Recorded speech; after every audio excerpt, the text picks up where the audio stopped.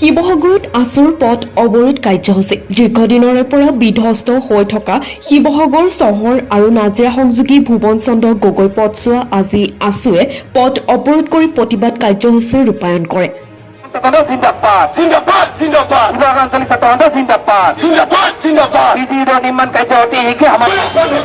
ৰাইজে নিতৌ পথৰ দুৰৱস্থাৰ বাবে জ্বলা-কলা খাইছে। যদিও পথটোক খৰতকীয়াকৈ পুনৰ নিৰ্মাণত গুৰুত্ব দিয়া নাই লোক নিৰ্মাণ বিভাগে। ইয়াৰ পৰিপ্ৰেক্ষিতত পথ অৱৰোধ কৰি তীব্ৰ প্ৰতিবাদ সাব্যস্ত কৰে শিৱসাগৰ আঞ্চলিক ছাত্ৰ সন্থাই। আছু কৰ্মীসকলে লোক নিৰ্মাণ বিভাগ হাই হাই পথৰ নিৰ্মাণৰ নামত ভেকু ভাওনা বন্ধ কৰক আদি শ্লোগান দি পৰিৱেশ উত্তাল কৰি তোলে। অচিৰে পথটো যাতায়াতৰ বাবে সুচল নকৰিলে লোক নিৰ্মাণ বিভাগৰ কাৰ্যালয় ঘেৰাও কৰিব বুলিও হুংকাৰ আছুৰ। ইপিনে পথ অৱৰোধৰ ফলত বহু সময় ধৰি আবদ্ধ হয় শ শ যান-বাহন।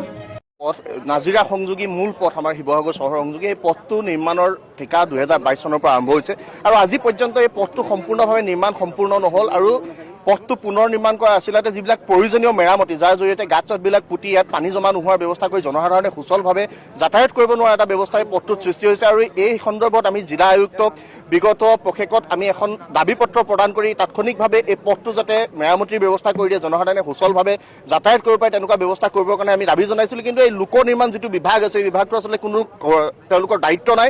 জনসাধাৰণে দুৰ্ভোগ ভুগি আছে, যাতনা ভুগি থাকিব লগা হৈছে। এই স্থানেৰে যাতায়াত কৰা প্ৰত্যেকগৰাকী ব্যক্তিয়ে এই ৰাস্তাটোৰে যাওঁতে দুৰ্ভোগ ভুগিব লগা হৈছে, কিন্তু ৰাইজৰ দুৰ্ভোগৰ প্ৰতি তেওঁলোকৰ কোনো কাণসাৰ নাই। সেইবাবে শিৱসাগৰ আঞ্চলিক ছাত্ৰ সন্থাই আজি আমি এই পথ অৱৰোধ কাৰ্যসূচী ৰূপায়ণ কৰি আমি লোক নিৰ্মাণ বিভাগ আৰু অসম চৰকাৰক সকীয়াই দিব খোজে জনসাধাৰণক লৈ হেতালি খেলা তেওঁলোকে বন্ধ কৰিব লাগে আৰু এই চৰকাৰে যিটো ৰাস্তা ভূমি অধিগ্ৰহণ কৰা হৈছিল আজিলৈকে ধন মুকলি কৰি দিব নোৱাৰাৰ কাৰণে বহু লোকে নিজৰ মাটি এৰি দিয়া নাই, যাৰ বাবে ৰাস্তাৰ কাম বহু স্থানত ৰৈ যাব লগা হৈছে। এই সকলোবিলাক বিষয় নিষ্পত্তি কৰি যিগৰাকী ঠিকাদাৰে ইয়াত দায়িত্ব লৈছে তেখেতক অতি শীঘ্ৰে পথটো নিৰ্মাণ কৰাৰ ব্যৱস্থা কৰিবৰ কাৰণে বাধ্য কৰিব লাগে। এই ক্ষেত্ৰত জিলা প্ৰশাসনৰ প্ৰত্যক্ষ হস্তক্ষেপ আমি কামনা কৰিছোঁ আৰু আমি দাবী জনাব বিচাৰিছোঁ যে চৰকাৰে অতি শীঘ্ৰে যাতে গোটেই ব্যৱস্থাৱলীটো কৰি এই ৰাস্তাটো পুনৰ নিৰ্মাণ কৰি ৰাস্তাটো মেৰামতিৰ ব্যৱস্থা কৰি জনসাধাৰণে সুচলভাৱে যাতে যাতায়াত সম্পাদন কৰিব পাৰে এই পথেৰে আৰু অতি শীঘ্ৰে আজি পুনৰ নিৰ্মাণ কাৰ্য সময় নিৰ্দিষ্ট কৰ্মপথাৰে শেষ কৰিবৰ কাৰণে দাবী জনাইছোঁ। আৰু শিৱসাগৰ সমষ্টিৰ যিগৰাকী বিধায়ক য'তে ত'তে তেওঁ চৰ চাপৰি অঞ্চলৰ বিভিন্ন উন্নয়নৰ কাম কাজৰ কথা কৈ পেলাই ঘূৰি থাকে, সেইগৰাকী বিধায়কে অসমীয়া মানুহৰ অসমীয়া ঠিকাদাৰক ৰঙা চকু দেখুৱাব পাৰে, কিন্তু এই ৰাস্তাটো বনাই থকা প্ৰতিষ্ঠানৰ বিৰুদ্ধে কিন্তু তেওঁ নিমাত